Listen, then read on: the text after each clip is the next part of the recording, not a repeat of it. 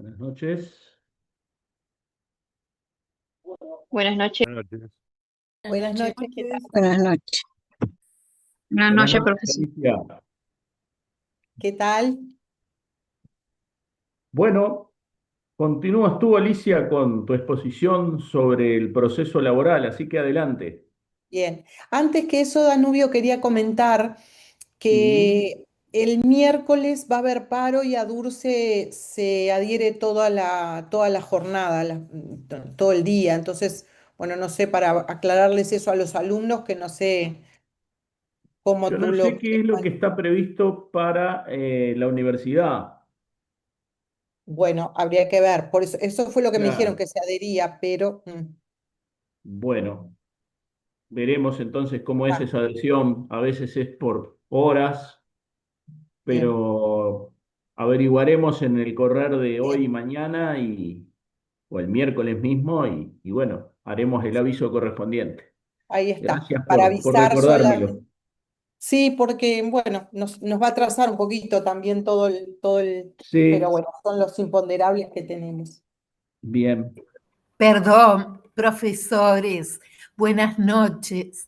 En realidad recién salgo de una clase virtual y acaban de comunicarnos que no habrá clases porque se adhiere a DUR, pero no sé, igual ustedes averigüen. Bien, muy bien.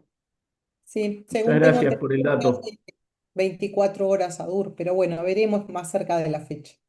Muy Bueno, bien. sigamos entonces con el tema del proceso laboral. No sé si hay dudas, si quedó claro todo lo que vimos la clase pasada, fue bastante información.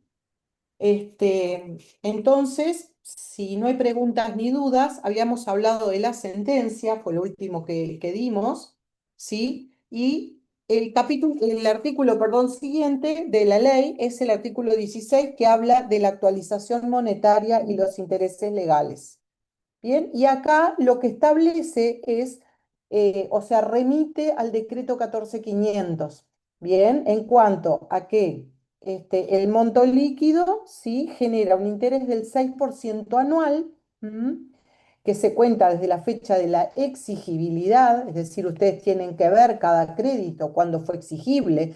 Ejemplo, si a mí no me pagaron, por ejemplo, horas extras, bueno, voy a tener que ver los distintos periodos en que no me fueron pagas, porque a partir de ese momento va a haber que actualizar los montos.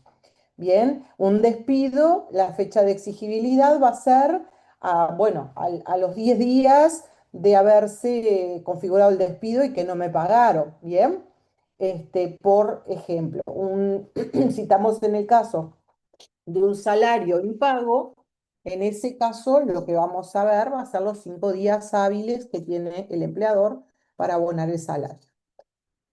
Entonces vamos a tener que calcular ese, digamos, ese interés del 6% y además la actualización monetaria, ¿sí? Que no sé si ustedes ya lo vieron al decreto 14.500 en otras materias, se basa, digamos, en el, el ay, se me fue PC, el PC. IPC, me salía IRPF, nada que ver. El Es IPC de la fecha, del momento de la exigibilidad, el del momento del pago, y eso de ahí se llega a un coeficiente. ¿Bien? Entonces, el 17 nos habla de la apelación y la segunda instancia.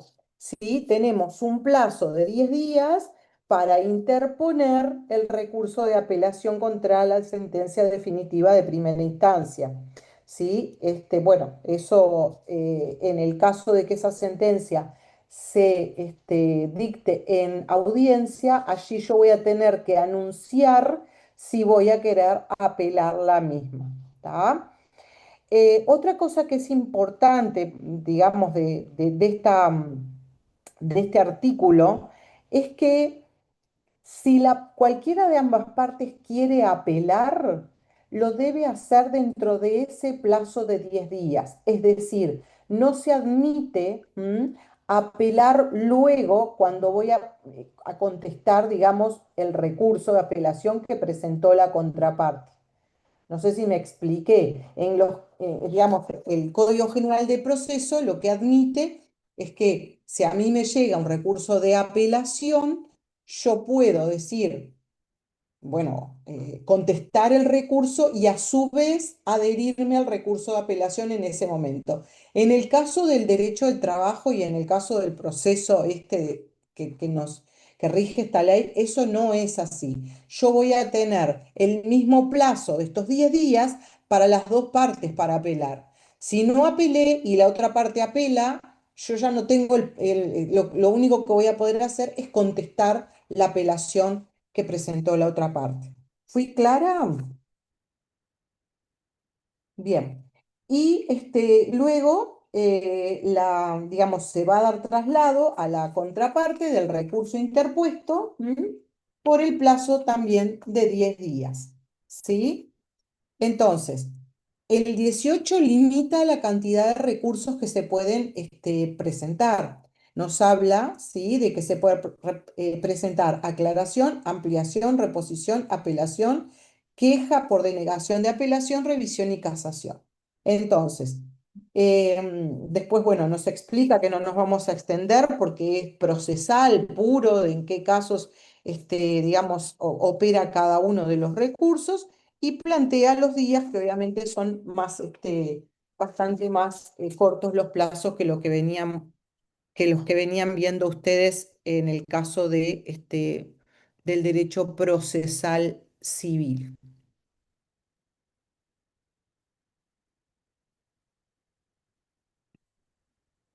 ¿Allí se ve la pantalla? Se ve. Sí, Bien. profesora. Perfecto. Bueno, entonces ahora rápidamente lo que vamos a hacer va a ser analizar en los procesos de menor cuantía. Vieron que les dije al principio, en la clase anterior, que teníamos dos procesos, dos procedimientos que se unían en esta misma ley. El segundo de ellos es el de menor cuantía y está justamente establecido en los artículos 19 a 23 de la ley. Bien, yo acá les hice un poquito como un comparativo, bien, para hacerlo un poquito más, más ameno o más fácil de ver, ¿sí? En la ley ustedes van a ver que establecía un monto, bien, la ley establecía un monto. Ese monto fue derogado y se estableció digamos, un límite de 60 URs en vez de un monto en pesos. ¿Por qué? Porque la ley establecía 81.000 pesos que se actualizaba anualmente. Bueno, esta circunstancia cambió y para facilitar ahora tenemos esta otra modalidad que es procesos que superan las 60 URs o procesos que están por debajo de esas 60 URs. Entonces, ¿cómo voy a saber yo? ¿Cómo me voy a dar cuenta si tengo que hacer o si tengo que iniciar una demanda de mayor o menor cuantía? Bueno, va a depender del crédito o del monto de los créditos que voy a reclamar, ¿sí? Que mi cliente me dijo que le deben. Me dice, bueno, mire, me deben el sueldo, me deben 4 meses de sueldo. Bueno, probablemente eso sea de menor cuantía, ¿sí? Entonces voy a ir por el procedimiento más, digamos, más resumido, que en definitiva va a ser que el cobro, eventualmente, si se logra ese cobro, va a ser bastante más rápido. ¿Bien? Entonces, bueno, ahí les puse cuáles son los capítulos que establecen uno u otro de los, de los procedimientos. En el caso de mayor cuantía se plantea la demanda, contestación, fijación del objeto del proceso, audiencia única y sentencia. Y en el caso del proceso de menor cuantía tenemos lo mismo, resolución preparatoria del tribunal y audiencia única con trámite más simplificado. Es decir, todo el trámite se va a tratar de que sea bastante más corto en el sentido de que como entendemos que en los procesos de mayor cuantía se están, digamos, ventilando circunstancias que tienen una mayor complejidad y mayor discusión, allí probablemente se puedan establecer montos, perdón, plazos más, entre comillas, estirar o dilatar los plazos. El juez puede esperar más la prueba, por ejemplo. Si yo tengo un juicio de menor cuantía, con el ejemplo que recién les ponía, que se deben salarios, lo que va a tener que hacer el empleador es presentar los recibos de salarios. Y si no los presenta, no hay mucho más para analizar, ¿verdad? Porque bueno, se entiende que no le pagó el salario. Eso es a lo que me refiero justamente con esta, digamos, el trámite más simplificado.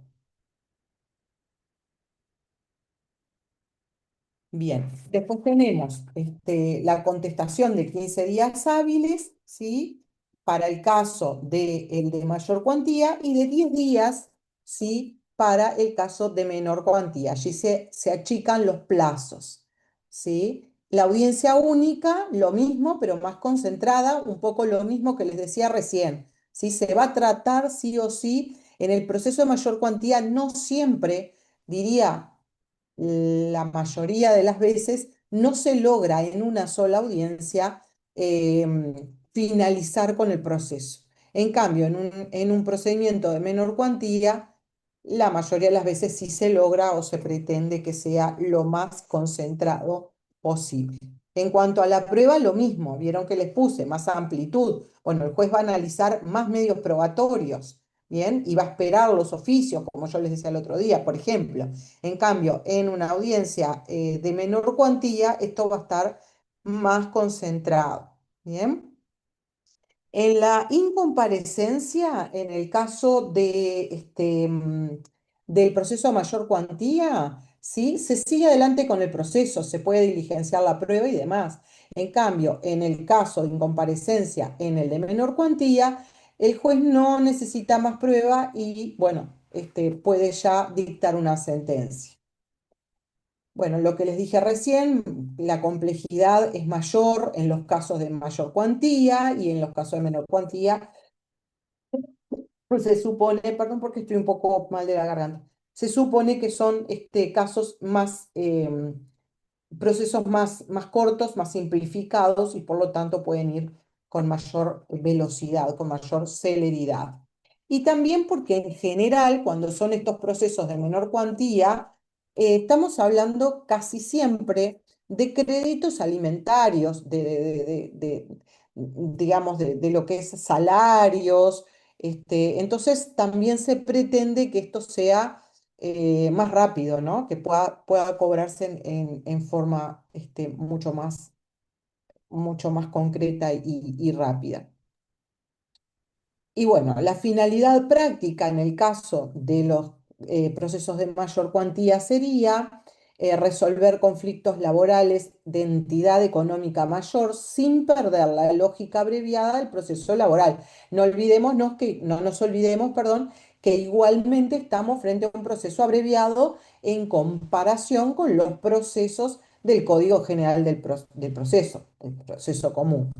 Y en el caso de menor cuantía, la finalidad sería brindar una vía especialmente rápida y simple para créditos laborales de monto reducido. Bien. En el caso de los recursos, bueno, como la mayor cuantía admite los recursos, como ya se los mencioné recién, y en el régimen recursivo del de menor cuantía es más restringido en línea con la mayor celeridad del procedimiento. Ahí se los voy a leer.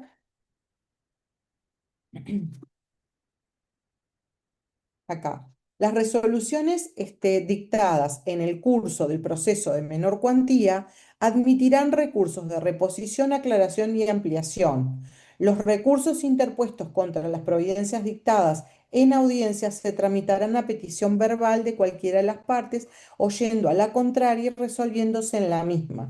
Las providencias dictadas fuera de audiencia se impugnarán, sustanciarán y resolverán en un plazo de 3 días. La sentencia que pone fin al proceso será susceptible de los recursos de aclaración y ampliación que se interpondrán, sustanciarán, resolverán en los mismos plazos. Entonces vean acá que el legislador le quita la posibilidad a este proceso del recurso de apelación. Bien, no se pueden apelar estas sentencias. Estas sentencias, lo único que podemos hacer en el caso de no estar de acuerdo, de entender bueno, que hubo alguna circunstancia, será justamente si no es clara, se puede ampliar, se puede presentar recurso de aclaración y de ampliación, pero nada más.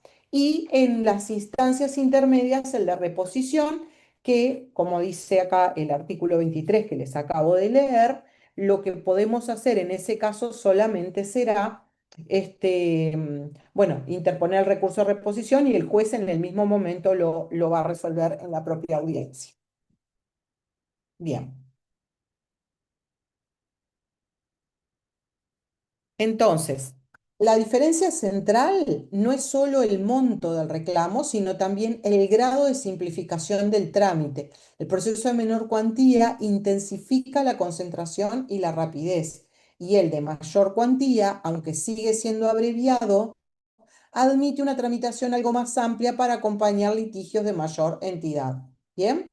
El hecho de que sea un tema digamos, que tiene un monto mayor, casi siempre va de la mano también de una mayor complejidad, bueno, en la prueba y en la convicción que tenemos que poner sobre el juez. Para terminar, el artículo 24 establece Sí, Leandro, adelante. Buenas noches. Yo quería hacer una pregunta, capaz que un ejemplo de laboratorio, ¿no? Pero la pregunta es básicamente, la complejidad de la prueba en sí, ¿puede ser que descaracterice el proceso de menor cuantía o mientras que esté dentro de ese valor, tramita por ahí y punto? Mientras que esté dentro de ese valor, tramita por ahí, punto. Se verá la complejidad de la prueba. Generalmente, mi experiencia personal, no he visto casos de menor cuantía que amerite prueba demasiado Compleja. compleja. Sí, Pero seguro, bueno, seguro. no sé, eso es mi experiencia personal, pero bueno, sí, la prueba hay que diligenciarla. Este, en el caso, se me ocurre de oficios que puedan demorar un poquito más. Pero bueno, en general va por ahí. Gracias, Bueno, profe. no, por favor. El 24, ¿sí? Es la representación judicial, ¿bien? Ustedes recordarán que también en el Código General de Proceso tienen el artículo 44, que es el que establece la representación, es decir, que podemos los abogados representar a las partes. En este caso, la representación es incluso más amplia, que la del 44. Dice, con la sola presentación de la demanda, el letrado firmante quedará investido de la representación judicial del trabajador con las más amplias facultades de disposición, salvo la cesión de créditos. En todo momento podrá dejar sin efecto sustituir a esta representación judicial. O sea que tiene todas las facultades menos ceder el crédito si el letrado firmante. Por lo cual también, bueno, hay que tener un poco de cuidado al respecto, porque bueno, eso puede dar lugar a algún tipo de, bueno, de que el letrado pueda seguir adelante con un proceso sin tener la anuencia de su cliente, bien, si va solo a una audiencia. La recomendación es siempre consultar, más allá que uno vaya solo a una audiencia y el cliente no vaya, bueno, hacer una llamada y consultar si hay una propuesta para transar o alguna propuesta económica, para tener igual la aprobación del cliente. ¿Bien? Y el 26 establece que todos los plazos son perentorios e improrrogables, que lo habíamos visto en la anterior clase. Alguien pregunta, ¿la demanda detiene la prescripción? Y eso lo vamos a ver en unos minutos. ¿Bien? Bueno, perdón, perentorios e improrrogables. Y después me voy a ir al artículo 29. Bueno, el 27, que es la ejecución de la sentencia, lo habíamos visto, ¿sí? Es en el caso de que tengamos una sentencia que sea favorable al trabajador, pero que el empleador no pague, ¿bien? Entonces, en ese caso, nosotros vamos a tener la posibilidad de ejecutar la sentencia. Y lo que nos dice el 27 es que serán los juzgados especializados que hayan conocido en el proceso, o sea, en el mismo juzgado en el que se realizó todo el juicio, allí mismo se va a tramitar la ejecución de la sentencia, ¿sí? Que como también dijimos, y es un título ejecutivo, ¿bien? La sentencia que tenemos. Y la gratuidad la habíamos visto, hoy ayer cuando, el último día cuando vimos todos los principios. ¿M? Y por último, les quería mencionar el artículo 29, que es muy importante, ¿sí? El artículo 29 establece que la omisión de pago de los créditos laborales generará automáticamente desde su exigibilidad un recargo del 10% sobre el monto del crédito adeudado. Ustedes vean acá que si no se pagaron los montos que se deben dentro de los plazos establecidos, o sea, cuando se hacen exigibles esos créditos, lo que se le va a, digamos, a incorporar a ese monto es un 10% más, que es la multa que establece el artículo 29. Cuando ustedes ya piden una citan a conciliación en el Ministerio de Trabajo, allí ya cuando liquidan, van a también a liquidar el monto de esta multa, que es el 10%. La diferencia que tiene, por ejemplo, con los daños y perjuicios preceptivos, ¿sí? Es que esta multa es sobre todos los créditos laborales. No distingue si son de naturaleza salarial, indemnizatorio, etc. ¿Bien? Y por último, el 30 dice que todas estas normas van a tener que ser interpretadas conforme a los principios, ¿sí? Enunciados en el artículo primero de la presente ley y a las reglas, principios y reglas que integran el bloque de constitucionalidad. O sea, tan importantes son los principios que vieron que en el artículo 1 los plantea y acá nos recuerda que si tenemos alguna, digamos, tema de interpretación, tenemos que hacer hincapié o poner en manifiesto los mismos principios. Y se va a, digamos, a regir todo el proceso laboral por lo dispuesto en esta ley, salvo si dice, y en el Código General de Proceso, cuando sea aplicable. O sea, en los casos en que haya que aplicar el Código General de Proceso, se va a aplicar cuando esto sea para integrar alguna, digamos, alguna etapa que no esté especialmente establecida en la ley.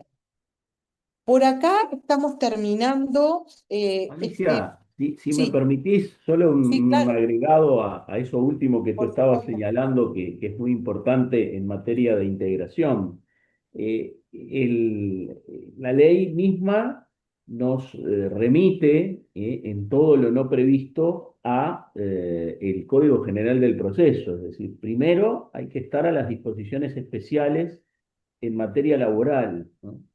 Y luego al Código General del Proceso, pero de alguna manera le marca también a quien va a integrar cómo debe ser esa integración, porque dice, se aplicará el Código General del Proceso en cuanto sea aplicable, pero siempre que se ajuste a los principios del artículo primero y lo dispuesto en el artículo 30 en materia de interpretación, y no contradiga los principios del derecho laboral. Es decir, como que está diciendo, bueno, está bien, hay que integrar de acuerdo, si no hay una norma especial en materia laboral, de acuerdo al CGP, pero como que le fija ciertas reglas, ¿no? No es una integración de cualquier modo, sino que es teniendo en cuenta esto que estábamos diciendo, los principios del artículo primero, el artículo 30 y los propios principios del derecho del trabajo, los principios sustantivos, aquellos que vieron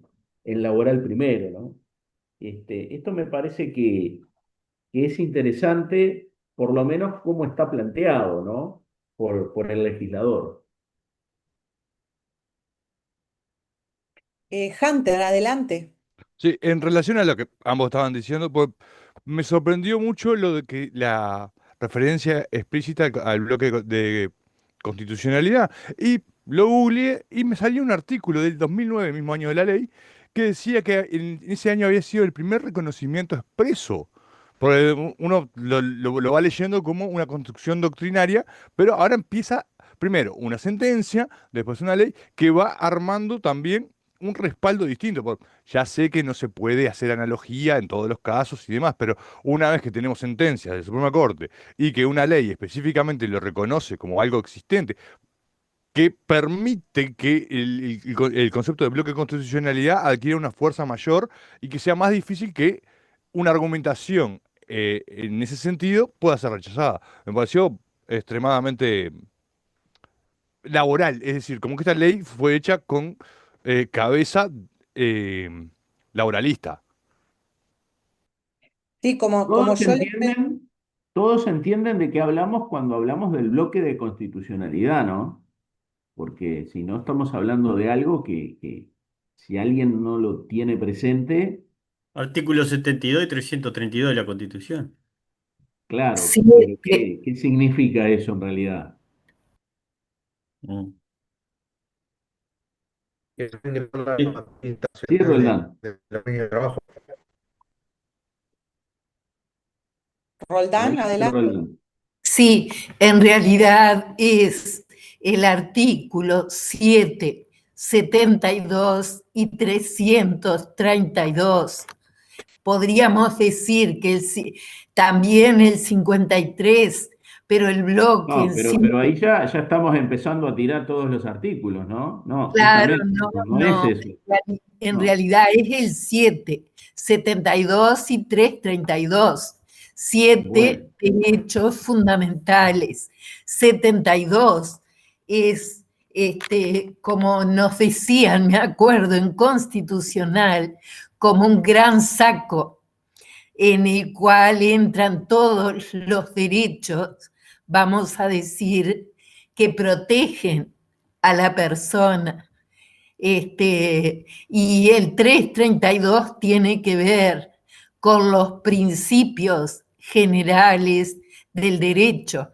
Habla primero de las normas análogas, los principios generales del derecho y por último la doctrina más recibida o más admitida. ujú. Claro, es decir, el bloque de constitucionalidad apunta a una forma de leer la Constitución, de interpretar la Constitución, ¿eh? La Constitución no es solo lo que prevé expresamente en sus disposiciones, en sus artículos, por ejemplo, que la ley ha de reconocer a quien se hallar en una relación de trabajo o servicio la limitación de la jornada, ahí tenemos una consagración expresa, ¿eh? Sino que tiene como una especie de llave de paso, ¿no? Es decir, ingresan en el nivel constitucional, y esto es muy importante porque el nivel constitucional es el nivel más alto, el que está por encima de la ley. ¿Y qué significa esto? Que ingresan aquellos derechos inherentes a la personalidad humana o que se derivan de la forma republicana de gobierno, ¿no? Es decir, la Constitución no es solo lo que expresamente enuncia, sino que abre la puerta a todos esos derechos que, como decíamos, son inherentes a la personalidad humana o derivan de la forma republicana de gobierno. Y el 332, cuando refiere a las doctrinas generalmente admitidas, bueno, se entiende que son aquellas que expresan la conciencia jurídica universal. Entonces, eso permite que ingresen las declaraciones de los grandes pactos, los grandes instrumentos internacionales, con un nivel ¿eh?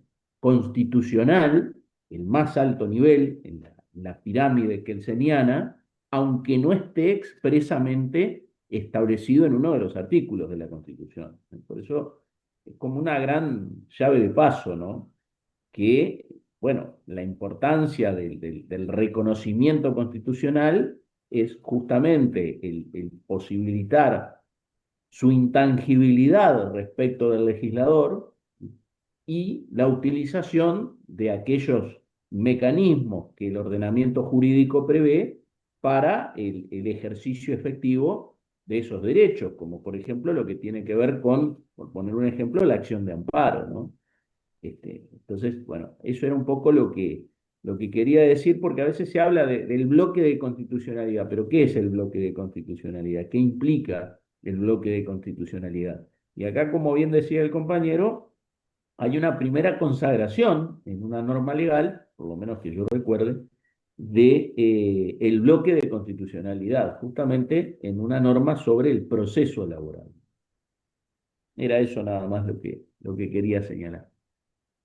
Gracias, Alicia, y discúlpame la interrupción. No, al contrario, gracias a ti. Estefanía, adelante.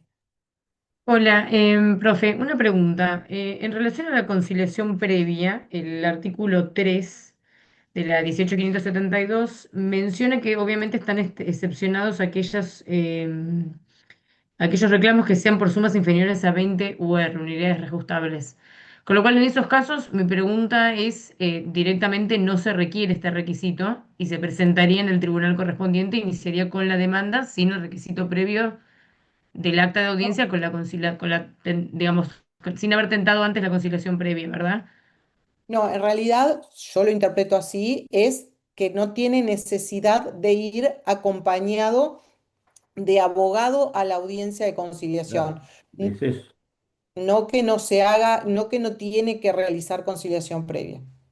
¿Bien? La conciliación se requiere siempre, simplemente que hasta esa cuantía el legislador entendió que podía concurrir sin asistencia letrada, cosa que me parece un error, pero bueno, está Sí. establecido así. Lo cierto es que aún en esos asuntos de menor cuantía, la demanda judicial, por supuesto, tiene que sí que llevar asistencia letrada, ¿no? Entiendo Porque que fue que como, sea un monto pequeño o de menor cuantía, no quiere decir que no requiera de conocimientos jurídicos y en fin, y de saber de qué se está hablando, ¿no? Yo lo preguntaba porque en algún momento en procesal vimos que había en algunos casos que por la cuantía, en los procesos generales, no obviamente en el laboral, estaban excepcionados de la conciliación previa. Entonces se me generó esa duda en relación con el proceso laboral. Por eso lo pregunté. Si mal no recuerdo, creo que hay un proceso que en mi vida profesional nunca lo utilicé, de menor cuantía, que está exonerado de la conciliación. Para reclamaciones menores, que yo creo, tengo idea de que existe algo de eso, Sí, pero sí lo estamos hay, hablando porque de la me lo materia mencionó un profe laboral, ¿no? En materia de laboral, procesal. en materia laboral es como lo está planteando Alicia, ¿no? Perfecto, gracias, profe. sí, imagino que la idea fue de esta norma que, bueno, que si se puede resolver el caso en el Ministerio de Trabajo, no tenga el trabajador la carga de pagar un abogado, por ejemplo, o yo qué sé, por un monto pequeño, Ujú. pero sí tiene que hacerse la audiencia. Bueno, pasamos, si les parece, Nubio, si estás de acuerdo, a Totalmente, hablar de la totalmente de prescripción. acuerdo. Sí, sí, Bien, perfecto. Entonces acá nos vamos a otra ley que es la ley 18.091. Pero antes de empezar a hablar de la ley, si les parece, Ah, hacemos como si... Alicia, discúlpame, es que Sí, se me pasó algo que quería señalar, tú lo mencionaste, pero un cambio importante, ¿no? Porque, bueno, quizás quien ve por primera vez el proceso laboral, es este proceso, ¿no? Pero uno tiende a quienes ejercimos bajo el Código General del Proceso, la materia laboral, tendemos a comparar, bueno, lo que fueron los plazos, o lo que eran los plazos y lo que son los plazos ahora. Realmente el proceso laboral se ha acortado bastante en términos de tiempo, esa es una realidad. Hay algunos aspectos que es importante tener en cuenta. Tú lo mencionabas, el tema de la incomparecencia a la audiencia, ¿eh? Bajo el Código General del Proceso, la sanción era muy severa para el trabajador. Si el trabajador no comparecía, perdía el juicio directamente. Se le tenía por desistido, salvo que justificara esa inasistencia, cosa que, bueno, muchas veces no sucede. Y ahora la ley habilita a que el juicio se pueda seguir adelante, salvo que no comparezcan las dos partes, en cuyo caso se puede archivar. Eso me parece que es una modificación importante porque se vivía una presión muy grande si el trabajador no patrocinaba al trabajador y el trabajador por esas cosas no podía ir o no podía justificar la ausencia a la audiencia. Directamente perdía el juicio, ¿tá? Perdía el juicio. Eso se flexibilizó, creo que se corrigió en materia laboral. Y otro aspecto que me parece muy destacable en el ejercicio profesional es el hecho de que el juez, de acuerdo a la ley de abreviación de los procesos laborales, tenga la obligación de fijar la audiencia en un plazo, en el caso del proceso laboral ordinario, no mayor a los 60 días. Yo creo que ese es un cambio importantísimo, porque recuerdo perfectamente cuando bajo la vigencia del Código General del Proceso, en el proceso laboral, había audiencias preliminares que tenían lugar al año de haberse contestado la demanda, cosa que parece un despropósito, ¿no? Digo, ¿qué se va a Recuerdo acordar el 5 testigo de años, lo que pronto. pasó hace un año, ¿no? O sea, pero además digo, es perder toda razonabilidad en cuanto a la duración del juicio, ¿no? Que recién dentro de un año de contestada eventualmente la demanda, el trabajador y el empleador tengan su día ante el tribunal, ¿no? Entonces, creo que realmente esa modificación o esa forma de estructurar el proceso ha posibilitado, porque antes el juez no estaba obligado, lo tenía que fijar dentro de lo razonable. Bueno, lo razonable para algunos jueces era dentro de un año, ¿no? Bueno, hoy día la obligación es no más de 60 días. Me parece que es un aspecto práctico muy importante, en cuanto a la estructura, el funcionamiento del proceso. Nada más que eso, Alicia, y discúlpame No, que estoy muy al conversadora. contrario, se pone más interesante. Abonando un poco eso, también el tema de que, el diligenciamiento de la prueba se realice previo a la audiencia, digamos, acelera muchísimo. Antes había que esperar esa audiencia de un año para que ahí recién se dijera, bueno, a ver, vamos a mandar los oficios y demás. Recuerdo juicios de 5 años haber tenido en esa etapa, en esa época, ¿no? Hoy por hoy, entre las dos instancias, como mucho son 2 años, no sé, Danubio, pero más o menos la experiencia es esa. Entonces sí, realmente ha cambiado muchísimo, ¿no? Para bien, digamos, ¿no? Para bien, porque evidentemente los créditos laborales no, en general no podrían esperar, debería ser hasta más rápido, pero bueno, hay cosas que no se pueden acelerar más que eso. Y lo otro que casualmente el otro día tuve un juicio en el cual la parte actora no fue a la audiencia y bueno, se siguió adelante, se tomaron toda la prueba de todos los testigos, bueno, después se dictó la sentencia, pero tal cual decía el profesor, hoy por hoy eso no castiga al trabajador, digamos, no es que, porque de la otra manera era prácticamente un castigo. Obviamente que el no ir a una audiencia siempre tiene un perjuicio porque uno no puede hacer el contralor, el debido contralor bueno, de la declaración de los testigos y demás, pero no pierde el juicio, ¿no? Que ya eso es mucho. Bien, entonces, vamos un poco a los antecedentes, es decir, cómo venía el tema de la prescripción de los créditos laborales antes de la ley 18.091, ¿tá? Porque, bueno, de alguna manera, el dar un pantallazo veloz, no vamos a detenernos demasiado, nos da también una perspectiva para comprenderlo al régimen. O sea, no es que salió de la nada. Y además hubo muchos cambios. O sea, fue un instituto que ha cambiado a lo largo del derecho del trabajo. ¿Tá? Este, incluso durante muchos años se modificó más que otras áreas en este sentido. Entonces, primero nos vamos a remontar a 1975, ¿tá? En el cual había un régimen amplio, ¿sí? Con plazos largos de duración. Después tenemos en la época de la dictadura militar el decreto de ley 14.490, si no me equivoco. Ujú, yes, sí. Que 14.490, exactamente. estaba bien, está. Que introduce, bueno, una solución de caducidad anual bastante severa. Bien. Más adelante, la ley 15.837 pasa a un régimen de caducidad de 10 años, bien largo, ¿sí? Nosotros ejercimos en esa época, ya ejercíamos. Y bueno, los créditos obviamente eran bastante, digamos, importantes que se reclamaban, porque se imaginan ustedes que si reclamábamos 10 años de horas extras, por ejemplo, daba unos montos bastante importantes.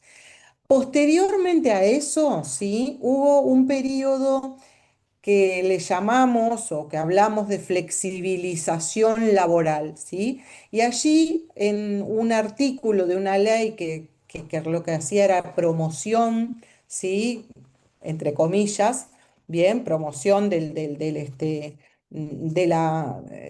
las empresas y del mercado, la 19.906 fija en esa ley un esquema según el cual todas las acciones prescribían al año desde el cese y los créditos laborales a los 2 años. Ahora después le voy a explicar qué es la acción y qué son los créditos laborales, esta diferencia. ¿Tá? Esto se entendía, o el argumento era que esta flexibilización lo que iba a generar era mayor fuentes de trabajo, que los empresarios, digamos, contrataran. Inversiones, ¿Eh? inversiones. Se hablaba de Inversiones. las inversiones, era conocida como la ley de inversiones. De inversiones, tenés razón, la ley de inversiones. Pero bueno, no sé si pasó o no pasó, pero no es motivo de esta clase. Bueno, y posteriormente a eso llega esta ley, que es la que vamos a estudiar, que es la 18.091, que se promulga en el año 2007, en esa, digamos, catarata de leyes que se empezaron a promulgar en esos años, ¿sí? Y que en definitiva lo que hace esta ley es mantener el plazo anual, ¿sí? Para, digamos, las acciones que se originan, pero en cambio amplía el plazo, ¿sí? De prescripción de los créditos laborales a 5 años, ¿sí? Y por otro lado, algo importante que también hace esta ley es flexibilizar de alguna manera, bastante importante, la forma y los mecanismos de interrupción de esos plazos. ¿Tá? Porque hasta ahí, bueno, pasado el año, desde que había, digamos, desde que se había hecho exigible el crédito, no había, o los 2 años, no había forma de dar, perdón, el año, no había forma de modificar eso. Ahora los mecanismos, ya le voy a dar la palabra a Roldán, son un poco más flexibles. Con esta ley se deroga expresamente ese artículo 29 de la 16.906 que les acabo de mencionar. Roldán, adelante. Sí, profesora, en realidad es una ley muy cortita, de pocos artículos. El artículo 3 prevé que con la sola presentación del trabajador, o puede ser un representante ante el Ministerio de Trabajo y Seguridad Social, solicitando audiencia de conciliación, ¿no? Interrumpe la prescripción Y el artículo 4 también habla de los plazos de prescripción previstos en la ley y que se interrumpen con la mera presentación de la demanda. O puede ser cualquier otra gestión jurisdiccional del interesado tendiente a proteger, dice el artículo, o preparar el cobro del crédito ante el tribunal competente, sin Muchas gracias, Rosa. necesidad, dice después, de trámite posterior alguno. Bien, gracias. Bueno, entonces un poco lo primero que me parece, entiendo que les tiene que quedar, digamos, claro, perdón, es que acá tenemos, digamos, la ley plantea, ¿sí? Dos planos, ¿está? Por un lado, la prescripción de la acción que se origina en la relación de trabajo, ¿sí? Y por otro lado, la prescripción de los créditos laborales, ¿tá? Estos dos planos no son ni conceptos idénticos ni tampoco, ¿tá? Cumplen la misma función. Bien, entonces, es una ley cortita, como dice la compañera, pero es una ley bastante jugosa, ¿tá? En cuanto al contenido, ¿bien?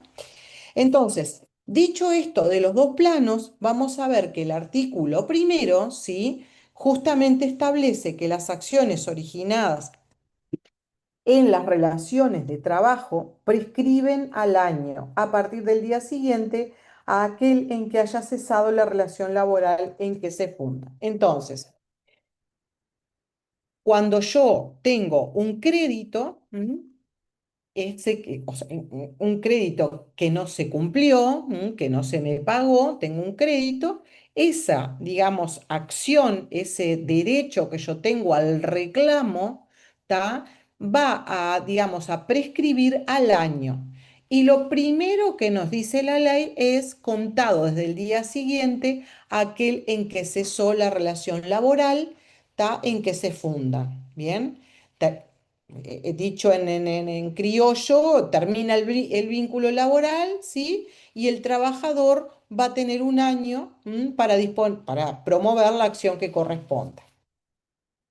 Pero después vamos a ver, como muy bien decía la compañera, que esto, salvo, o sea, hay excepción, salvo que el plazo, que ese plazo de un año que estamos hablando sea interrumpido por alguno de los actos que prevé la ley. Bien, o sea, es un año en principio. Yo lo que tengo que hacer, lo primero que tengo que hacer, si soy el abogado del demandado, es cuando tomo la demanda, que es lo primero que tengo que hacer, es ir a ver si esta acción está en plazo o prescribió.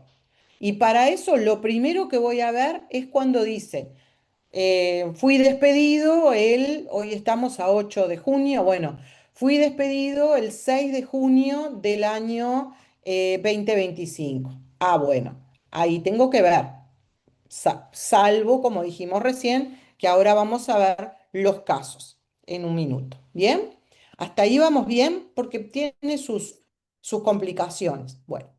Y por otro lado, el otro punto que habíamos visto recién es justamente la prescripción de los créditos laborales. Y para eso tenemos el artículo 2 de la ley, que dice que sin perjuicio de lo previsto en la disposición anterior, o sea, lo separa, los créditos o prestaciones laborales prescriben a los 5 años, contados desde la fecha en que pudieron ser exigibles. Entonces acá tenemos el segundo mojón, ¿tá? Si yo primero que nada vi que la acción está en plazo, o sea, yo estoy dentro del año, ¿tá? Después tengo que ver qué créditos me está reclamando el actor, qué créditos laborales me está reclamando el actor y por qué periodo de tiempo. ¿Bien? Es decir, si yo voy a reclamar, por ejemplo, una diferencia de salario, Y yo hace 20 años que trabajo en la misma empresa y siempre estuve como portero, pero soy encargado, yo voy a tener la posibilidad de reclamar solamente los últimos 5 años, porque lo anterior lo perdí, prescribió. ¿Bien? Entonces, desde que se hace exigible, 5 años hacia atrás. ¿Bien?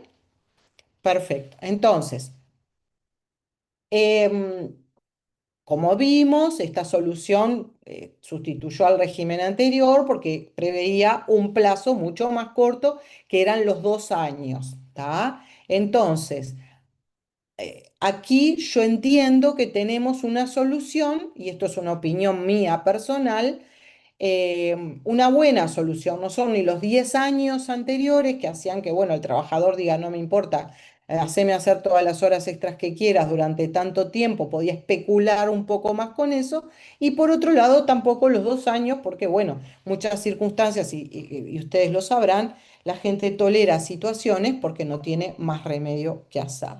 ¿Bien? Entonces, acá tenemos lo que vimos recién, está como tensión entre el plazo de 1 año y de 5 años. Entonces, el trabajador puede tener créditos generados dentro de los últimos 5 años, ¿sí? Ahora, si deja transcurrir más del año sin interrumpir el proceso de prescripción de la acción, allí no va a tener más posibilidades, tiene cerrada la vía judicial para reclamarlos. ¿Bien? Yo puedo tener 5 años para atrás para reclamar, trabajé 7 años, tengo 5 años para reclamar, pero si no presenté mi demanda o no interrumpí el plazo de prescripción del año, voy a tener perdida mi posibilidad de reclamo.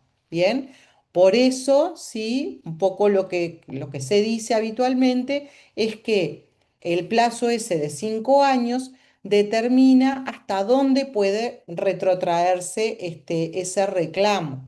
Bien, mientras que el plazo de 1 año lo que hace es condicionar la posibilidad misma de accionar una vez extinguido el vínculo. Sánchez, adelante. Profe, ¿cuál es el tiempo de interrupción de la prescripción en el caso que se le interrumpa? Siempre dentro del año, el tiempo de interrupción, pero como ahora vamos a ver, una vez que se interrumpe, tenemos nuevamente el plazo de 1 año. ¿Tá? Entonces, esa interrupción tiene que sí o sí estar dentro del plazo de 1 año, pero luego nos puede generar un nuevo periodo. Leandro, perdón, da Costa, Profesora, perdón. a ver si entendí, o sea que contando la interrupción, una persona puede llegar a demorar hasta 2 años para presentar la demanda laboral, ¿no? Y sí, Pero, podría, sí, pero termina perdiendo 2 años de crédito, porque al cobrar hacia atrás va a alcanzar exacto, solo 3 años de los créditos laborales. ¿Es eso? sí, sí, es eso, sí, es Bueno, exactamente. eso tengo mis dudas, ¿no? Porque Bueno, el la tema es jurisprudencia. cómo van los 5 años hacia atrás, desde dónde van, ¿no? En el ejemplo que ponía Da Costa, decía, bueno, interrumpí la prescripción con la solicitud de audiencia casi al año y después otro año más me tomé para presentar la demanda, ¿no? Entonces, el tema es los 5 años hacia atrás, ¿desde dónde van? ¿Desde la demanda o desde la primera oportunidad en la que yo interrumpí la prescripción? Yo creo que a falta de una solución expresa, debería tomarse la primera voluntad, desde el momento que presentó la solicitud de audiencia, ¿no? Pero no. Respondo esto y te dejo, Alicia, seguir a No, ti con no, tu, me con tu parece bárbaro. exposición En para no realidad, marear además, porque es un tema que la ley, como decían, es de pocos artículos, de pocas palabras, pero involucra muchas cosas y muy importantes y que generan confusión muchas veces, ¿no? sí, porque además, o sea, estamos en terrenos, como tú planteabas, Danubio, que no hay una, digamos, no está claramente establecido. Entonces, de alguna manera nos manejamos con doctrina, jurisprudencia Claro. y cómo se van resolviendo los casos, ¿sí? Por La ejemplo, jurisprudencia ya ha ido adoptando ciertas posiciones con respecto, y eso nos empieza a dar un poco más de certeza con respecto a, por ejemplo, la utilización de los modos sucesivos de interrupción, la utilización sucesiva, ¿no? Que seguramente es a lo que te ibas a referir, así que, bien. pero bueno. Guillermo, adelante. Profe, a mí no me quedó claro el tema de la prescripción anual. Bien. O sea que yo tengo un año o sea, para hacer la demanda, porque prescribe al año, No, ¿no? Si no o no. sea, No, no. Yo lo que tengo es un año para interrumpir el plazo de prescripción. O ujú, sea, el crédito prescribe al año, la acción, perdón, la sí, al acción año. prescribe al año. Entonces, Interrumpo.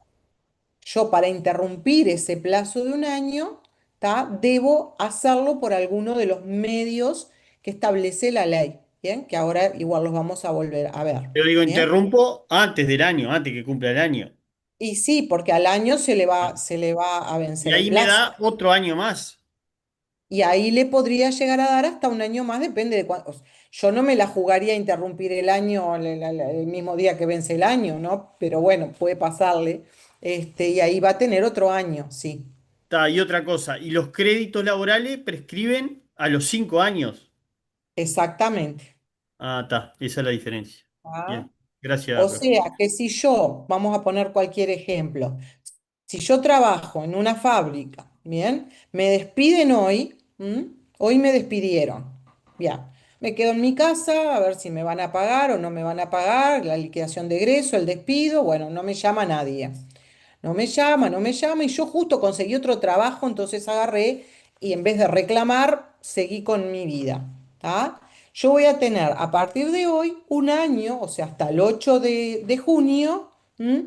Para hacer ese reclamo, para interrumpir ese plazo que tengo. Si yo cito al Ministerio de Trabajo, esa sola citación, va a hacer, ¿sí? Como ahora dice el artículo 3 que era el que venía, va a interrumpir la prescripción. Vamos a leer el artículo y ahí les voy a Bien. explicar un poquito más, ¿está? Así, Dice, la sola presentación del trabajador o su representante ante el Ministerio de Trabajo solicitando audiencia de conciliación prevista en el artículo 10 del decreto 1488 interrumpe la prescripción. Y acá lo que les quiero mencionar son varias cosas. Primero, la sola presentación, es decir, cuando nosotros pedimos, ¿se acuerdan que en la clase anterior yo les hablé de la audiencia de conciliación? Les dije que hay un sistema que es a través de la página del Ministerio de Trabajo, que los abogados pedimos la audiencia, no es necesario ir al ministerio a pedir. Bueno, con solo esa solicitud, ese día que nosotros pedimos la audiencia, allí ya estamos interrumpiendo el plazo de prescripción. Y esto lo aclaro porque hubo en su momento discusiones a nivel jurisprudencial y a nivel doctrinario, de si era que interrumpía la prescripción, la solicitud o la audiencia, ¿tá? Porque si yo hoy pido la audiencia, hoy hago la solicitud, no me van a dar la audiencia para hoy, me la van a dar capaz para dentro de un mes. Entonces yo en un mes, si a mí me habían despedido el 8 de junio del 2025, yo ya, si lo que cuenta es la audiencia, había prescrito. No, por eso yo cuando me presento en una demanda, voy a presentar la demanda, lo que voy a hacer si estoy justa de tiempos, si estoy en los plazos de prescripción, lo que voy a presentar no es solo el acta de acuerdo transaccional, yo voy a presentar también la solicitud, el documento impreso de solicitud de audiencia. Y de allí me va a surgir cuál fue el día en que yo solicité la audiencia. Y ahí voy a poder defender mi prescripción, mi plazo, ¿bien? Cuando la contraparte pueda decir, no, su plazo prescribió porque usted la audiencia la tuvo el 8 de julio y no el 8 de junio. Adelante, Bustamante, Sánchez, perdón. Profe, sí. Una pregunta. Entonces, en este caso sería, también me volvió a entrar la duda en razón de la pregunta del compañero. Supongamos que yo tengo una persona que la despiden hoy y esa persona se toma 2 meses en venir a consultar al abogado porque es algo que puede que pase en la práctica. Con lo cual ya perdió 2 meses del plazo de prescripción de la acción. Y yo ¿sí? advierto esto, entonces digo, bueno, presento en el plazo de 2 meses, transcurrido ese tiempo, la solicitud de la audiencia de conciliación. Ya con esa solicitud, entonces yo interrumpí esa prescripción. Sí. Desde esa fecha, ¿se cuenta entonces lo que corresponde al año menos los 2 meses o un año completo? Le va a correr otro año completo. Ok. ¿Bien? Le va a correr otro año completo. Y ahí tenemos un tema, que era el que hablaba el profesor recién. ¿Cuántas veces puedo yo interrumpir esa prescripción? ¿Bien? ¿Puedo in eternum, cada vez que estoy cerca del año voy a una audiencia? No. En principio, lo que se entiende y lo que se considera es que este mecanismo se podría usar una sola vez. ¿Sí? O sea, yo puedo dejar transcurrir un año o casi un año, perdón, pedir la audiencia. Pensé que querías decir algo, Danubio, que te vi. Ah, está. Pedir la audiencia y puedo transcurrir, como decía alguno de los compañeros, como máximo 2 años, como máximo, o casi 2 años, cercano a los 2 años, ¿está? Pero no más veces, ¿bien? Entonces, una vez que interrumpo la prescripción, bueno, ahí, como les dije recién, tengo la posibilidad de volver a interrumpirla una vez más, ¿está? Punto final, allí termina. Em, con respecto a esto, no me acuerdo si les quería decir algo más. Bueno, no, pasamos al artículo 4, no me acuerdo. Creo que algo les quería decir más, pero no me acuerdo. Entonces, No, Alicia, sí, complementando lo que tú sí, decías, en esa lógica de utilizar un mecanismo sucesivo, ¿no? Es decir, tú bien decías, de y lujo. así lo interpretan los jueces, no puedo yo, cuando esté venciendo el año, solicitar una audiencia y volver a solicitar, y bueno, no se terminaría de interrumpir más la prescripción. Ahí lo que la jurisprudencia considera mayoritariamente es que deben utilizarse los mecanismos a los que tú vas a hacer ahora referencia de manera sucesiva, que es lo normal a la solicitud de audiencia. Bueno, luego es la presentación de la demanda, ¿no? Entonces, esa es la forma de, pasado el año, digamos, ya desde que el trabajador egresó y habiendo interrumpido mediante la solicitud, que ese también es un aspecto importante, aunque la ley claramente habla de la solicitud, se discutía un poco qué era lo que interrumpía. Quizás se me ocurre como consecuencia de que en el artículo 29, al que tú hacías referencia, lo que en realidad interrumpía la prescripción no era la solicitud, sino la No, audiencia seguida de demanda dentro de los 30 exacto. días. Era como una especie de acto complejo para la interrupción. Entonces, estaba tan metido, digamos, en la cabeza de los operadores jurídicos que lo que interrumpía era la audiencia misma, la fecha de la audiencia, y se planteaba también la discusión de cuando la audiencia se prorrogaba. Bueno, Sí, eso hoy día no es así, porque claramente, de acuerdo al texto legal, lo que interrumpe la prescripción es la solicitud. Y la solicitud, si la contraparte opone la excepción de prescripción, yo voy a poder demostrar con el documento que tú mencionabas, cuando hago la solicitud de audiencia, la fecha, que es una de las cosas que justamente consta por esto mismo que estamos diciendo, ¿no? Para ver efectivamente cuándo fue que se hizo la solicitud por la importancia que desde el punto de vista práctico tiene esa solicitud de audiencia de conciliación, ¿no? bien. Indira, adelante. Buenas tardes, profesora. Tengo una duda. Por ejemplo, cuando se solicita, o sea, la audiencia ante el ministerio y después, por ejemplo, la persona, no sé, como que la deja sin efecto. O sea, he visto que como que aparece como un acta que dice que queda sin efecto. Igualmente, como que a partir de esa fecha se interrumpiría y desde ahí se cuenta aunque, no sé, no se haya llegado a dar la audiencia, por ejemplo. No sé si me explico. Sí, sí, se explica. Sí, allí se interrumpe. Allí se interrumpe porque lo que interrumpe es la solicitud. Entonces, se interrumpe ese plazo. Ok, Pero entonces así. empieza a correr nuevamente, ¿verdad? Claro, Ah, además bien, la ley no exige expresamente que la audiencia Que se haya se haga, celebrado. se celebre con Entonces, el acto. el acto interruptivo en realidad es la solicitud, ¿no? bien, gracias. Bueno, entonces, seguimos un pasito más, que es el artículo 4 de la ley, ¿bien? Que lo que agrega, ¿sí? Es que también, ¿sí? Los plazos de prescripción por la presente ley también se interrumpen con la mera presentación de la demanda o cualquier otra gestión jurisdiccional del interesado tendiente a proteger o preparar el cobro del crédito ante el tribunal competente sin necesidad de trámite posterior adjunto. ¿Qué quiere decir esto? Bueno. Primero, la mera presentación de la demanda. Y la palabra mera no está ahí puesta caprichosamente. Ustedes saben que en el derecho civil, ¿sí? La interrupción de la prescripción, s- si bien esto ha sido discutido, pero creo que hoy es unánime la posición de los jueces, digamos, se,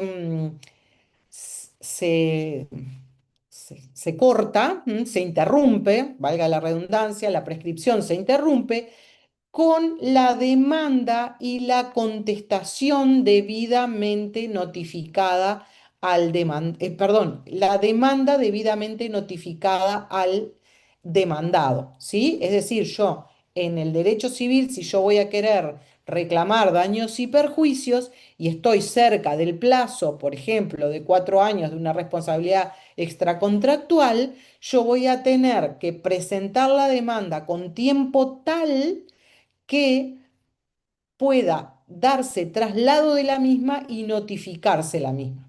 Si no me prescribió, ¿bien? No sé si eso queda claro, si ya lo saben de otras materias, pero es importante. En el caso del derecho del trabajo y en el caso de los juicios laborales, solo presentarla la demanda, con eso ya se interrumpe. Esto es otro, digamos, otra protección, si se quiere, que se le da al trabajador. No existe esa necesidad de que la demanda se dé traslado y se notifique. ¿Sí? Entonces vamos a poner el ejemplo, tenía el plazo de un año, interrumpí la prescripción por una audiencia de conciliación que realicé, ¿sí? Y después voy a tener un año más para presentar mi demanda. Y solo presentándola, si como les dije hoy, era el 8 de junio del 2025, si yo presento la demanda el 7 de junio del 2025, allí yo ya interrumpí la prescripción. ¿Bien? No se requiere más nada que la sola presentación de esa demanda. Y ahora paso al otro punto, si les quedó medio claro esto, que es cualquier otra gestión jurisdiccional. Es decir, que si yo no presento la demanda, pero pido una medida cautelar, por ejemplo, ello también va a interrumpir el plazo de prescripción. ¿Sí? ¿Vamos bien con eso? Bien. Entonces, un poco resumiendo la importancia que tienen estos artículos, ¿está? Esta doble regulación. Bueno, para empezar, flexibiliza la tutela del trabajador, que en el caso de la norma anterior lo que flexibilizaba era la tutela del empleador, de alguna manera, ¿no? Digámoslo, porque le daba muchísima ligera al trabajador tutelar ese derecho, ¿sí? ¿Por qué? Porque para empezar no exige esperar la efectiva celebración de la audiencia, alcanza, como dijimos recién, y es importante, con la presentación de la solicitud y también no requiere tampoco que la demanda sea trasladada y notificada a la otra parte. Con la mera presentación ya interrumpe y además con una noción amplia, porque dice cualquier otra gestión jurisdiccional, ¿sí? Entonces, cualquier, digamos, actuación, ¿sí? Que se dirija por la parte actora para proteger o preparar el cobro, es suficiente para interrumpir el plazo de prescripción. Bueno, el tema de los 5 años que vimos recién, que el profesor decía desde dónde, bueno, lo que hace la ley es indicar el plazo de 5 años, sí, pero y dice que ese plazo corre desde la fecha en que pudieron ser exigibles esos créditos. Y si bien en una primera lectura parece súper claro, ¿sí? Tampoco no lo es tanto en la aplicación concreta, ¿tá? Según los rubros que se reclamen. ¿Por qué? Porque no todos los créditos nacen en el mismo momento. Un salario mensual, por ejemplo, no nace, puede no nacer. A mí se me adeudan 3 meses de salario, la exigibilidad no va a ser la misma. A mí me despiden hoy y me deben abril, mayo y junio. Bueno, junio todavía no, marzo, abril y mayo, ¿bien? Entonces, la exigibilidad de marzo no es la misma exigibilidad que va a ser, mi crédito va a ser exigible el 10 de abril o el 1 de abril, ¿sí? Que el mes de mayo, que recién va a ser exigible ahora en junio, ¿sí? Entonces, eso hace que, digamos, que haya diferentes momentos en que prescriben los distintos créditos, porque desde que se hacen exigibles hay que contar para atrás los 5 años, ¿sí? Bueno, lo otro ya lo vimos, que es lo que el profesor planteaba, desde cuándo, si es desde el primer momento en que se plantea, o sea, desde el primer momento que se interrumpe y a partir de allí, o desde la presentación de la demanda. Y bueno, podría entenderse, como bien decía el profesor Moreira, que es desde la primera interrupción, ¿bien? Que en ese momento se puede empezar a contar desde allí para atrás los 5 años. ¿Cómo lo voy a hacer en la práctica? Bueno, en la práctica lo voy a hacer de la siguiente manera. Yo voy a decir, bueno, a ver, ¿cuándo interrumpí la prescripción? Bueno, la interrumpí, yo estaba, digamos, terminé, o sea, mi último día de trabajo fue el 8 de junio del año 2025, pero yo recién me presenté al Ministerio de Trabajo en marzo del 2026. Bueno, entonces voy a empezar desde marzo del 2026 a contar hacia atrás, marzo del 2025. Les digo esto como para hacer un cálculo cuando lo tengan que hacer ustedes una liquidación. Marzo 2025, marzo 2024 y así sucesivamente hacia atrás hasta llegar a los 5 años. Y bueno, a partir de ahí yo no voy a tener la posibilidad de reclamar, voy a haber perdido meses, porque desde marzo del 2026 hasta junio del 2025, que fue cuando efectivamente me despidieron, esos meses no tuve ningún salario, entonces no voy a poder reclamar eso. Entonces, siempre la recomendación que es, bueno, el reclamo lo antes posible, para no perder meses de reclamo. Bien. Y con respecto a lo de bueno, de las interrupciones, eso ya lo vimos, las interrupciones sucesivas. Bien, y por acá creo que quedaríamos Perfecto, con este Alicia. tema. No sé si querés agregar algo, Danubio, que haya No, yo quedado. le quisiera preguntar a todos los que están en el chat en este momento, ¿cómo podría yo igual cobrar esa reclamación laboral, que presenté la demanda, pero resulta que se me pasó el año y la interrupción y demás? ¿Cómo podría cobrar igual esa cantidad? Viene con trampa la pregunta, porque acá estamos viendo que la ley dice que, pero ¿cómo podría obtener del juez la condena? Si no lo cobro por la parte laboral, lo cobro como un reclamo de cobro de pesos, o No, la parte laboral mismo. por la parte laboral, porque además las dos vías no las voy a poder utilizar. ¿Cómo hago? Si ya presenté una demanda laboral, ¿qué se les ocurre? ¿Qué es la prescripción del punto de vista del procedimiento?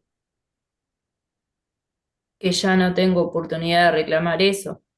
En este caso ya no Bueno, tendría, si pero prescribe, técnicamente como defensa, ¿qué es? A ver, Roldán. Profesor, creo que es la pérdida de un derecho. Sí, está bien. Pérdida de un En aras derecho. de la seguridad jurídica, ¿no? Claro, porque una cosa es la prescripción y otra es Mm. la caducidad. Ah, bueno, y entonces, Caducidad es dejar entonces, pasar algo el que tiempo. seguramente les enseñaron, no en esta materia, sino hace ya mucho tiempo, ¿qué se les ocurre? Puede ser Si alguien por dice la... admisión o si se allana, Mm. la prescripción es una excepción, no se releva de oficio, ¿verdad? Exacto. Si la contraparte no se opuso, no puso la prescripción, o porque no lo advirtió, o porque no contestó la demanda. Capaz que no contestó la demanda porque, por distintos motivos, ¿no? Entonces ahí, como es una excepción, en realidad el juez, si no fue invocada, no podría relevarla de oficio. ¿Estamos de acuerdo en eso? Sí. Pero si se invoca, no hay manera. Es decir, Si se invoca, el juez no la nada, podría desatender, ¿no? ya está. Estaba Y tratando de encontrar eso. ahí también hay un tema porque está el tema de lo que decía Alicia, el plazo, digamos, para adelante del año y para atrás de los 5 años. Los 5 años para atrás, ¿son propiamente una prescripción o una caducidad? Y se ha discutido esto, ¿no? Se ha Se ha discutido. discutido, porque no tengo la ley aquí en este momento, pero creo que dice, en ningún caso, dice, ¿no? Si mal no recuerdo, en ningún caso se podrán reclamar, pero en realidad no utiliza la palabra caducidad y la ley se conoce como ley de prescripción de los créditos laborales. Entonces, parecería que, bueno, ante la duda interpretativa en aplicación del principio indubio pro operario, debería considerarse que es prescripción y no caducidad. Y si es prescripción, tanto lo es el año para promover la acción como los 5 años que se pueden reclamar para atrás. Es importante tener en cuenta que esos 5 años para atrás, la ley no lo dice expresamente, la jurisprudencia mayoritariamente se ha orientado a considerar, a contarlo desde que el trabajador manifiesta su voluntad de reclamo, ¿no? Sea con la demanda o con la, si no lo hizo antes, con la audiencia, con la solicitud de audiencia. Pero como muy bien señalaba Alicia, hay que tener en cuenta que no todos los créditos se hacen exigibles en el mismo momento. Si yo reclamo horas extras, bueno, las horas extras van a ser exigibles dentro, si soy un trabajador mensual, el quinto día hábil y nunca después del 10 del mes siguiente al que se paga. La indemnización por despido va a ser exigible al cese. El aguinaldo tiene su fecha de exigibilidad, su fecha de pago y consecuentemente de exigibilidad. Entonces, tenemos que ver dentro de esos 5 años hacia atrás, ¿no?, que es exigible o que ya se nos pasó la fecha, ¿no? Bueno, Un poco en lo que tú decías, Danubio, perdona si te interrumpí, no sé. no, por favor, adelante. Que por eso yo les decía, si ustedes son abogados del demandado, Claro. Lo lo primero que van a primero que ver, tienen que hacer cuando agarran una demanda, me llegó hoy la demanda, es contar los plazos, lo primero. claro, Porque si tengo que interponer la excepción, la tengo que interponer, porque si no, voy a terminar pagando cosas que están prescriptas, ¿no? claro. Sí, Sánchez, adelante. Profe, en relación con esto que está planteando, em, entonces, como cada crédito sería exigible desde distintas fechas, tomando en consideración lo que estamos hablando, en la excepción de prescripción, podría plantear sobre algunos créditos y tal vez no sobre todos. O sea, Exacto. ¿puedo hacer esa diferenciación con una sola excepción o lo tengo que, digamos, separar? Yo planteo la excepción y fundamento qué es lo que a mi modo de ver está prescripto. Capaz que una parte del amplio periodo de horas extras que me regala, que me reclaman, está prescripto por lo que estamos diciendo, ¿no? No así la indemnización por despido, pero sí las diferencias salariales. Estoy pensando en aquellos rubros que normalmente se extienden en el tiempo, ¿no? Y Claro. tienen distintas fechas mensuales, incluso de vencimiento, ¿no? Yo lo que sí, por ejemplo, haría o hago yo, pero es personal, Mm. es si entiendo que hay una prescripción del plazo de un año y prescripción de créditos, o sea, pongo prescripción, excepción de prescripción, pero Elección. lo divido, ¿no? O sea, lo Exacto. dejo muy claro, pero Claro. bueno. Sí, sí, no, no, eso sí, yo me refería a lo, creo que A entendí lo cada de los crédito. 5 años, ¿no? Y Sí, sí. rubros, pero respecto de, puede darse las dos cosas, que esté prescripta la acción o que no esté prescripta la acción, pero sí alguno de los rubros. En Los realidad, si rubros. ya está prescripta la acción, ya las diferencias que pudieran haber no va a tener importancia porque no va a poder accionar por ninguno de los rubros, ¿no? Pero si no prescribió la acción y si hay determinado crédito, bueno, ahí tendré que fundamentarlo, que especificarlo y que detallarlo, ¿no? Alves. Ah, no, mi pregunta era sumamente práctica. El tema de cómo se hace en materia, por ejemplo, de un trabajador que esté en negro para probar la fecha de cese de la relación.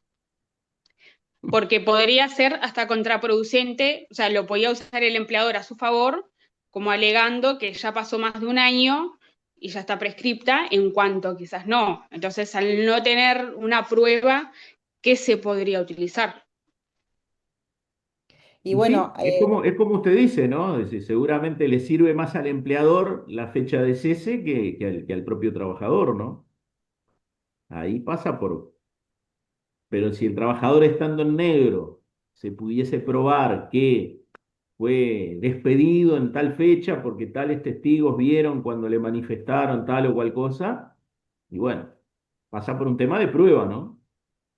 Y Sea, si fue, por ejemplo, despedido mediante un mensaje, como muchas veces puede pasar, mirá, no, no vengas más o y lo que bueno, sea, ese mensaje puede llegar a servir. y bueno, el mensaje seguramente si le sirve para apoyar la prescripción lo va a utilizar el empleador seguramente, ¿no? El trabajador quizás Perfecto. diga, no, yo no. Es más, continúa vigente la relación, a mí nunca me despidieron, ¿no? Claro, depende del lado que se lo mire. El tema del trabajador obviamente lo va a necesitar para alegar que todavía está en plazo de presentar la demanda o alguna otra gestión jurisdiccional, y el empleador puede llegar a alegar que la relación ya pasó más de un año del cese. Exacto, los pero mensajes tendrá de que probar WhatsApp, muy bien que efectivamente hubo un cese, ¿no? Por eso se acuerdan la importancia de cuando hablábamos del despido y de la renuncia, de la fecha, ¿no? Las fechas son muy importantes justamente, entre otras cosas, para el tema de la prescripción, los mensajes de WhatsApp son válidos, ya lo hablamos eso en clase, ¿no? Ujú. dependiendo, bueno, circunstancias y demás. Y en el caso que plantea la compañera, van a ser usados, depende de a cuál de las Claro. dos partes le convenga. Eso es Ujú, así. Pero sí es una prueba y sí va a dilucidar una fecha teniendo un mensaje, ¿no? ujú, Este, y bueno, un poco lo que decía el profesor, en todas las clases que dimos sobre extinción digamos, del vínculo laboral, dijimos la importancia que tiene el tener una fecha cierta, para ambas partes, en definitiva, ¿no? Porque también al empleador eh, le sirve saber qué día esa persona no trabajó más, si por si tiene que invocar una prescripción. Perfecto, gracias. Leandro Costa, da Costa. Sí, no, yo quería preguntarles si entonces si la posición mayoritaria sobre el tema este de la prescripción es de 5 años hacia atrás desde la primera interrupción, o sea, desde en este caso, la conciliación, ¿no? sí, Sí. exactamente, desde la Está. El- solicitud de conciliación. Apenas a título de curiosidad le comento que, claro, en Brasil, como yo vengo de allá a hacer la rivalidad, tengo otro chip y se me hace muy difícil, porque claro, igual voy aprendiendo que tengo que simplemente olvidarme de todo. ¿Cómo Pero interrumpen en Brasil, Da Costa? es parecido, es ese mismo sistema, o sea, 5 años durante la relación de la duración del contrato hasta 2 años después del cese. Y ahí 2 años cuenta tienen para 2 años reclamar. después del cese, pero se pierde esos 2 años hacia atrás, retroactivo Ah, si solo, usted total demora de dos 5. años, claro, si usted Claro, demora dos pierde años 2 años, por en eso se lo planteé accionar, para ver si era. claro, Ah, no va a tener los 5 años, seguramente claro. va a perder 2. Y otra cosa curiosa que les quería comentar es sobre el trabajo del menor de edad, porque como esos créditos son imprescriptibles en Brasil, digo, por más que él haya alcanzado la mayor edad durante el contrato, si en alguno de la retroactividad de los 5 años se alcanza un periodo donde ese trabajador sea menor, Sea se menor. salva todo el contrato, queda todo imprescriptible. Es Wow, lindo, es lindo. Yo me recibí en bárbaro. Derecho Laboral justamente y ahora un cruce de cable importantísimo. Sí, sí, está bien. Bueno, muy bien. Si alguien quiere aportar alguna experiencia de algún otro país entre el auditorio, bienvenido. Respecto a En esto, Argentina es similar a Brasil. también. En Ah, Argentina, cuando uno implementa con la conciliación previa, ante también el Ministerio de Trabajo, que tenemos el servicio de conciliación laboral obligatorio, que lo llaman SECLO, el eso CECLO, interrumpe sí. por 6 meses la prescripción. Pero en vez de contar de cero, se agregan solo esos 6 meses dentro del plazo de los 2 años, que sería como el plazo anual que está previsto en Uruguay. Entonces, uno tiene más o menos los 2 años con esos 6 meses interrumpidos para poder Ujú, presentar el está reclamo, bien. digamos, formal. Y los Ah, créditos, efectivamente, desde que son exigibles, pero hasta 2 años para atrás, no 5. Es más benevolente el sistema uruguayo ahí. 2 años nomás tienen para atrás. Sí, Nosotros sí, lo tuvimos las horas como extras prescriben a los dos los años, 2 años. hay varias cosas que Ah, hasta 2 años para atrás, y obviamente desde que cada uno es sí, exigible, lo sí, cual también determina la viabilidad del momento de la contabilización de los mismos. claro. Muy bien. Bueno, si no hay ninguna duda, yo quisiera ver cómo nos vamos a organizar para lo que viene, ¿no? Porque por lo que comentaron, posiblemente haya paro el miércoles. Si no lo hay, bueno, no hay problema.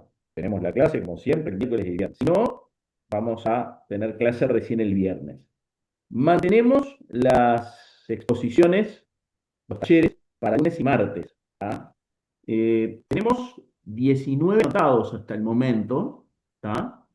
Yo quisiera hacer una propuesta que es la siguiente. En un país tan golero como este, el lunes, si a ustedes les parece, arrancar a las 9. Y la idea es que expongan los 7 primeros anotados. Yo esto lo voy a publicar de todas formas, pero son Silvia Noble, Yaumara Arévalos, Shirley Tealdi, Mariana Cabrera, Andrés Cáceres, Alexia Rodríguez y Estefanía Sánchez. Estos 7 compañeros irían el lunes 15 entre las 9 y las 10. ¿Tá? Y el resto, que los paso a nombrar, irían el miércoles 17.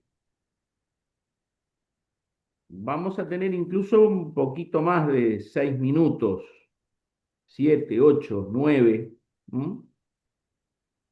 pero son muchos y bueno, no es que sean tantos, ¿no? Si contamos el número de conectados al Zoom, te diría que hasta que son pocos, pero bueno, esto es absolutamente voluntario. Me alegro que haya 19 interesados en participar y bueno, puede anotarse alguien más también. Nombro a los que me pasaron su interés de participar, que a los 7 que mencioné, yo agrego a Urruti, Marichal, Ángel González, Hunter, Leandro da Costa, Cintia Risotto, Clara Roldán, Camila Calcelia, Adriana de León, Valeria da Cuña, Sandra Álvarez Villas y Heidi Romeu. Esas serían las participaciones de las que tengo conocimiento. Sí, Dos Santos.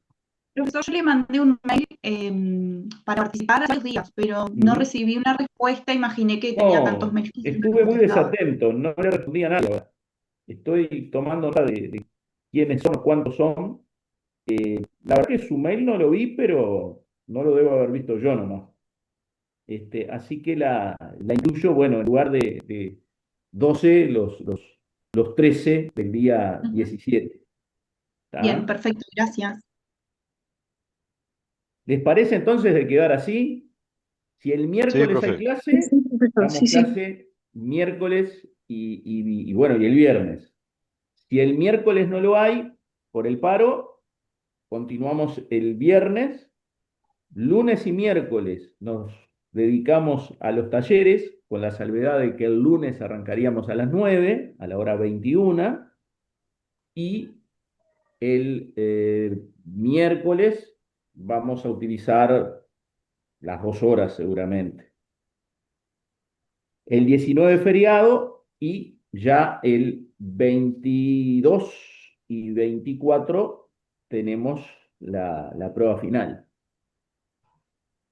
Y de los parciales van a tener noticias seguramente sobre el final o el final de esta semana o principio de la próxima. Estamos, como dicen los jugadores, estamos trabajando para eso. Bueno, ¿alguna consulta, alguna pregunta? Una pregunta, profesor. Yo estaba mirando el IVA. Hay una Sí, PPT suya que dice justicia laboral. Hay una sí, otra que dice prescripción, pero no está disponible. Y no estoy sí. viendo, si no sé si usted podía compartirla, las PPT de proceso laboral que usó la profesora Alicia. Si la profesora Alicia tiene a bien autorizarme, con muchísimo Sí, gusto. claro, yo las mando. Sí. Muchas gracias, Gracias, Alicia. muchas gracias, muchas gracias. Sí, son perfectamente complementarias. Lo mío es prácticamente un punteo muy simple, muy breve del proceso en movimiento. Alicia, bueno, ya le dio otro vuelo a la exposición y a la PPT también, así que la vamos a incluir, por supuesto. Y del tema de prescripción, me tengo que fijar a ver qué es lo que hay. Creo que hay un video, me parece, pero yo estoy un poco en desacuerdo con agregar los videos, en principio, que algunos de ellos ya tienen algunos años también. Así que, bueno, si no está disponible es porque no tiene que estar disponible. Pero gracias por compartir y por supuesto que vamos a subir la presentación de Alicia, que ha sido muy buena, como siempre.